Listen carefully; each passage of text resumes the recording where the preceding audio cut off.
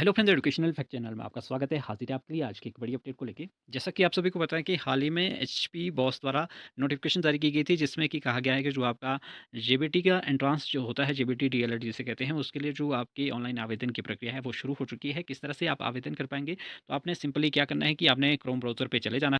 आपने इस तरह से सर्च करना है एचपी बॉस। जैसे ही आप एचपी बॉस सर्च करेंगे, पहली वाली ऑप्शन जो यहाँ पे आपको नजर आ रही है, आपने इस पर क्लिक कर देना है। जैसे आप इस पर क्लिक करेंगे, आप एचपी बॉस की होम पेज पे जो है वो पहुँच जाएँगे। यहाँ पे ऑप्शन आपको ऊपर नज़र आएगी सीईटी या वैकेंसीज़ की, आपने इस पे जो है वो क्लिक कर देना है। जैसे आप इस पे क्लिक करेंगे, आपको यहाँ पे बहुत सारी ऑप्शन नज़र आ रही है। यहाँ पे आपको सीईटी डीएलएड 2026 नज़र आ रहा होगा, इस पे आपने जो है वो क्लिक कर देना है। जैसे आप इस पे क्लिक करते हैं, आपके सामने इस तरह से ऑनलाइन एप्लीकेशन फॉर्म, कुछ जो इंपॉर्टेंट इंस्ट्रक्शंस है वो यहाँ पे नज़र आएगी आपको। आप इसे जो है वो चाहे तो अच्छे से पढ़ भी सकते हैं, क्योंकि ज़रूरी होता है कई बार इसमें कुछ एक बातें होती है जो हम इग्नोर कर लेते हैं। तो इसमें आप देख सकते हैं फ़ीस जो रहेगी जनरल कैटेगरी के लिए 900 है, अदर के लिए यहाँ पे लगभग 500 लेट फ़ीस भी है। जब आप लेट फ़ीस यानी कि लास्ट डेट के बाद अगर फॉर्म फिलअप करते हैं, तो अदर कैटेगरी यानी कि ओबीसी, एससी, एसटी के लिए, ईडब्ल्यूएस के लिए, पीएचएस के लिए जो फ़ीस है यहाँ पे 600 जो है वो रहने वाली है। यहाँ पे लिखा है जनरल कैटेगरी के लिए, यहाँ पे देख सकते हैं। और लेट फ़ीस अगर बाद में फिलअप करेंगे आप, तो ₹500 जो है वो आपको एक्स्ट्रा पे जो है वो करना पड़ सकता है। बाकी इसमें आप देख सकते हैं जो ज़रूरी बात है किस तरह से आप फॉर्म फिलअप कर पाएँगे, वो तो हम आपको इसमें बताएँगे ही आगे। यहाँ से अगर आप प्रोस्पेक्टस डाउनलोड करना चाहते हैं, तो आप इसको भी जो है वो डाउनलोड कर सकते हैं। इस पे आपने सिंपली क्लिक कर देना है और ये ओपन जो है वो आ जाएगा। इसमें सारी बातें लिखी गई हैं, कब आपका एग्ज़ाम होगा, क्या कुछ रहेगा, पूरा शेड्यूल यहाँ पे दिया गया है कि आवेदन की जो शुरुआत की जो तिथि है वो 4/4 से शुरू होके आप 26/4/2026 तक जो है वो आवेदन कर सकते हैं। और लास्ट डेट मतलब जो रहेगी वो आपकी विद लेट फ़ीस वो 29/4 रहेगी। और इसमें आपका डेट ऑफ एग्ज़ामिनेशन भी पहले ही बताया गया है, तो आपका 31/5 को जो है वो संडे को आपका एग्ज़ाम जो है वो इसमें होने वाला है। बाकी भी चीज़ें हैं जो भी पूरा रहता है शेड्यूल, वो आपको यहाँ पे देखने को इसमें मिल जाएगा। क्या फ़ीस स्ट्रक्चर है, क्या कुछ है, पूरी सारी चीज़ें जो है वो आपको इसमें देखने को मिलेगी। फ़िलहाल इस पे हम जो है वो बात नहीं करेंगे, हमने बा जानना है कि आप किस तरह से अपना फॉर्म जो है वो फिलअप कर पाएँगे। तो यहाँ पे आपको रेड लाइन के सामने एक बॉक्स नज़र आ रहा होगा, इस पे जो है वो आपको सबसे पहले जो है वो क्लिक कर देना है। जैसे आप इस पे क्लिक करते हैं, तो यहाँ पे आपको न्यू रजिस्ट्रेशन की जो ऑप्शन है वो नज़र आ रही है।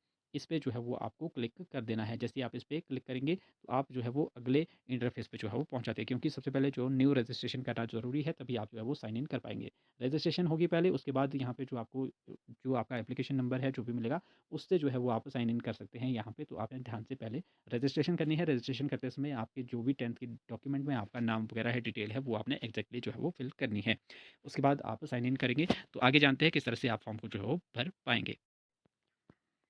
यहाँ पे कुछ इस तरह से आपके लिए एप्लीकेशन फॉर्म जो है वो ओपन हो जाएगा। इसमें मैंने डिटेल पहले से ही फिल कर दी है फटाफट से। तो यहाँ पे आप देख सकते हैं, सबसे पहले आपका जो आधार कार्ड नंबर है वो आपने यहाँ पे पुट कर देना है पहली ऑप्शन पे। और सेकंड में आपका जो नाम है 10th की मार्कशीट के अकॉर्डिंग आपने यहाँ पे डाल देना है। थर्ड में आपका फादर नेम आ जाएगा, फिर मदर नेम आ जाएगा, कैटेगरी आपने डाल देनी है। जनरल से अगर आप बिलोंग करें, चाहे किसी भी कैटेगरी से, यहाँ पे ओपन हो जाती है वो, तो वहाँ पे आपने जो है वो क्लिक करके सेलेक्ट कर देनी है इस तरह से अपनी जो भी आपकी कैटेगरी है। नीचे अगर आपका मतलब किसी सब कैटेगरी में अगर आप नहीं हैं, किसी ईडब्ल्यूएस में या बीपीएल में नहीं है, तो आपने नन कर देना है। अगर आप बीपीएल वगैरह में है, तो यहाँ पे आप बीपीएल आईआरडीपी जो है वो सिलेक्ट कर देंगे। फिर आपको नीचे जो है सर्टिफिकेट नंबर जो है वो उस डॉक्यूमेंट का वो आपको डालना होगा। और अगर आपका कोई भी सब कैटेगरी नहीं है, तो आप यहाँ पे नन कर देंगे। तो नन जब आप करेंगे, तो आपको कोई सर्टिफिकेट नंबर वगैरह जो है वो यहाँ पे नहीं डालना होता है। नीचे आपका कॉन्टैक्ट नंबर आ जाता है, कॉन्टैक्ट नंबर आपने सही से डालना है और 2 बार आपको यहाँ पे अपना कॉन्टैक्ट नंबर जो है वो फिल करना होगा। नीचे ईमेल आईडी भी आपने डाल देनी है और उसके बाद आ जाता है आपका date of birth. Date of birth भी आपने प्रॉपर्ली डाल देनी है। उसके बाद सेक्स आ जाएगा आपका। फिर उसके बाद आपका यहाँ पे जो मिनिमम क्वालिफ़िकेशन है वो आपने डालनी है +2 की। और इसमें बड़ी बात ये है कि जो अपीयरिंग वाले यानी कि जो कैंडिडेट अभी +2 में है, वो भी जो है वो अप्लाई कर सकते हैं। यहाँ पे 3 ऑप्शन दी गई हैं, जिसमें पहली ऑप्शन में आपका 45 से 50% के बीच में अगर आपके मार्क्स है, तो आप पहली वाली ऑप्शन के साथ जाएँगे। अगर 50% से अबव आपके मार्क्स है, तो आप सेकंड वाली ऑप्शन को सिलेक्ट करेंगे। अगर आप +2 में पढ़ रहे हैं और रिज़ल्ट अभी नहीं आया है, तो आप जो है वो थर्ड वाली ऑप्शन के साथ जा सकते हैं। नीचे आपका आ जाता है जो आपका कंप्लीट मेलिंग एड्रेस रहेगा आपका, जिसमें आपका विलेज क्या है, पोस्ट ऑफिस क्या है, तहसील, डिस्ट्रिक्ट और हिमाचल प्रदेश डाल देना है। पिन कोड जो है वो आपने सही से डाल देना है। नीचे अगर आपका सेम जो आपने कॉरेस्पॉन्डेंस एड्रेस डाला है, वही अगर आपका जो परमानेंट एड्रेस भी है, तो आपने इस बॉक्स पे जो है वो क्लिक कर देना है और वो नीचे ऑटोमेटिकली जो है वो फिल हो जाता है। फिर यहाँ पे आपको जो डालना होता है वो आपका डिस्ट्रिक्ट टू विच बिलोंग्स, यानी कि जहाँ जिस डिस्ट्रिक्ट से आप बिलोंग करते हैं, तो आप वो आपने यहाँ पे डाल देना है। नीचे आपका रेवेन्यू सब डिस्ट्रिक्ट भी आपने सब डिवीज़न भी आपने जो है वो डाल देनी है। उसके बाद आपका बोनाफाइड डिस्ट्रिक्ट जो है वो यहाँ पे आपने डाल देनी है अपने अकॉर्डिंग। नीचे आ जाता है डिस्ट्रिक्ट फॉर एग्ज़ाम सेंटर, जहाँ पे आप अपने एग्ज़ाम सेंटर देना चाह रहे हैं, वो आपने यहाँ पे डाल देना है। और नीचे रेवेन्यू सब डिवीज़न भी जो है वो डाल देना है। वो ऑप्शन में से यहाँ पे आपने सेलेक्ट करना है। यहाँ पे पूरी ऑप्शन जो है वो आ जाती है। जो भी आप इसमें से सिलेक्ट करना चाहें, आप अपनी मर्ज़ी से जो है वो सिलेक्ट कर सकते हैं और इसके बाद आपने सेव पे जो है वो क्लिक कर देना है। सेव पे क्लिक करने के बाद आपके सामने कुछ इस तरह से अपना जो आपका एप्लीकेशन नंबर है वो आ जाएगा। ये इसको आपने ध्यान से रखना है क्योंकि ये आपको बाद में भी काम आएगा। अभी आपका जो फॉर्म है वो पूरा नहीं हुआ है, अभी आपकी सिर्फ़ रजिस्ट्रेशन जो है वो हुई है। इसके बाद वापस आपको पहले वाले इंटरफ़ेस पे चले जाना है जहाँ से हमने शुरू किया था। यहाँ पे इस बार जो है वो आपको इस साइड आ जाना है। यहाँ पे सबसे पहले आपने इस पे क्लिक कर देना है और इसके बाद साइन इन पे जो है वो नीचे आपने क्लिक कर देना है। जैसे आप साइन इन पे क्लिक करेंगे, आप अगले इंटरफ़ेस पे पहुँच जाते हैं। यहाँ पे आपको आपका जो एप्लीकेशन नंबर है, जो अभी-अभी आपको मिला है, वो आपने यहाँ पे पुट कर देना है और यहाँ पे आपने डेट ऑफ बर्थ डाल देनी है। फिर नीचे यहाँ पे आपका जो ये कोड है, ये आपने यहाँ पे फ़िल कर देना है। उसके बाद यहाँ पे आपने लॉगिन कर देना है। लॉगिन हो जाने के बाद यहाँ पे आपके सामने कुछ इस तरह का इंटरफ़ेस रहता है। यहाँ पे आपके लिए 2 ऑप्शन जो है वो एक्टिव है। सबसे पहले तो आपने जो अभी डिटेल फ़िल की है, अगर आप उसमें एडिट कोई मॉडिफ़ाई करना चाहते हैं, तो आप इस ऑप्शन में यहाँ पे आपने क्लिक कर देना है। आप वहाँ पे जो है वो पहुँच जाएँगे। सेकंड में आपका जो अभी स्टेप यहाँ पे रहता है, मेन स्टेप वो आपका है फ़ोटो और सिग्नेचर अपलोड करने का। यहाँ पे आपको अपनी सिग्नेचर और फ़ोटो अपलोड करनी है। इससे पहले जो भी है आपका जो फ़ोटो और साइन का जो आपका साइज़ है, वो आपने एक्यूरेट सेट कर देना है। तो इसके लिए आप जो है वो किसी भी ऐप का जो है वो यूज़ कर सकते हैं। सबसे पहले जैसे ही आप इस पे क्लिक करेंगे तो यहाँ पे आपको शो हो जाएगा। जो आपका फ़ोटो है वो 15 से 20 केबी के बीच में रहना चाहिए और जो आपका साइन है वो 10 से 15 केबी के बीच में होनी चाहिए। तो यहाँ पे फटाफट से जैसे ही आप इसको अपलोड कर देंगे, फ़ोटो को अपलोड करने के लिए यहाँ पे आपको जो है वो क्लिक करना होता है चूज़ फ़ाइल पे, फिर आप गैलरी में जो है वो रिडायरेक्ट हो जाते हैं और वहाँ से आप अपनी फ़ोटो जो है वो आपने सेलेक्ट कर देनी है। अगर उसका साइज़ सही नहीं है तो उसके लिए आप लाइट फ़ोटो करके या कोई और ऐप इस तरह से जो भी ऐप्स आती हैं उसका यूज़ कर सकते हैं। उसमें ईज़िली जो फ़ोटो का साइज़ है वो ईज़िली कम जो है वो हो जाता है। फ़ोटो को सही से सेट करने के बाद आपने जैसे ही यहाँ से सेलेक्ट करेंगे आप, तो जैसे ही सेलेक्ट होगा उसके बाद यहाँ पे अपलोड फ़ोटो पे आपने क्लिक कर देना है। फिर आपकी फ़ोटो यहाँ पे शो हो जाएगी और सेकंड में आपका जो सिग्नेचर है, सिग्नेचर के लिए भी आपने ऐसे ही करना है। साइज़ आपका एक्यूरेट होना चाहिए तभी आपकी जो फ़ोटो है वो अपलोड होती है।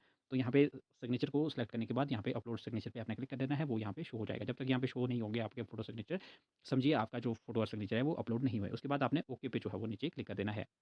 ओके पे क्लिक करने के बाद आप अगले इंटरफेस पे पहुँच जाते हैं। यहाँ पे आपको जो है वो अपनी फ़ीस पे जो है वो करनी होगी। आपने इस पे ऑनलाइन फ़ीस पेमेंट पे जो है वो क्लिक कर देना है। आप अगले इंटरफेस पे पहुँच जाते हैं। कुछ इस तरह से आपकी जो डिटेल है वो आपके सामने आ जाएगी।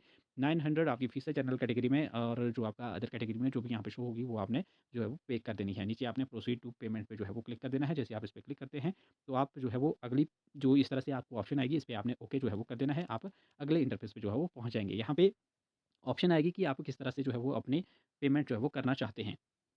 यहाँ पे 2 ऑप्शन आपको नज़र आ रही है, लेकिन यहाँ पे 4 ऑप्शन है, ये थोड़ा-सा स्क्रॉल अप नहीं हो पा रहा है। नीचे इसमें यूपीआई की भी जो है ऑप्शन है, आप उसपे जो है वो क्लिक कर सकते हैं। अगर आप यूपीआई से करना चाहते हैं, नेट बैंकिंग से करना चाहते हैं, तो नेट बैंकिंग से भी कर सकते हैं और कार्ड से यानी कि एटीएम वगैरह से करना चाहते हैं, तो आप कार्ड सेलेक्ट करेंगे। सबसे ईज़ी वैसे यूपीआई रहता है, तो यूपीआई पे आप जैसे ही क्लिक करेंगे तो आप अगले इंटरफ़ेस पे पहुँच जाएँगे। वहाँ पे आपको सिंगल क्लिक में आप जैसे ही जो है वो क्लिक करेंगे, तो आपका जो वो पेज है सीधा डायरेक्टली आपके गूगल पे या जो भी आप यूज़ करते हैं उस पे हो जाएगा। वहाँ पे आपको जो है वो जो भी आएगा मतलब पे करने की ऑप्शन आएगी, तो वहाँ से आपने पे कर देना है। फिलहाल यहाँ पे मैं पे नहीं कर पाऊँगा क्योंकि मैंने ये फॉर्म यूँ ही आपको दिखाने के लिए फिलअप किया है। तो इस तरह से सिंपली आप मतलब पेमेंट भी यूपीआई माध्यम से जो है वो कर सकते हैं।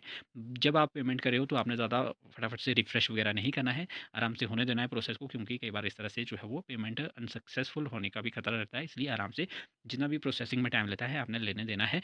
मतलब हो जाता है 5-10 सेकंड में ही, तो जो भी आपका प्रोसीजर रहेगा वो इस तरह से कंप्लीट जो है वो हो जाएगा। बाकी आपको किस तरह की कोई डाउट है, कोई क्वेरी है तो आप कमेंट कर सकते हैं। बाकी इसके बाद आपका जो एप्लीकेशन फॉर्म है वो आपने डाउनलोड करके रखना है। उसमें एप्लीकेशन नंबर वगैरह होता है जो आपका बाद में काम आ सकता है। वैसे तो जो आपका शुरू में जो नंबर मिला है आपको यूज़र नंबर जो एप्लीकेशन नंबर है वो आपने ध्यान से रखना है। उससे फिर एडमिट कार्ड वगैरह जब आएँगे बाद में तो वो आप उससे डाउनलोड कर सकते हैं। तो फिलहाल अभी के लिए इतना ही।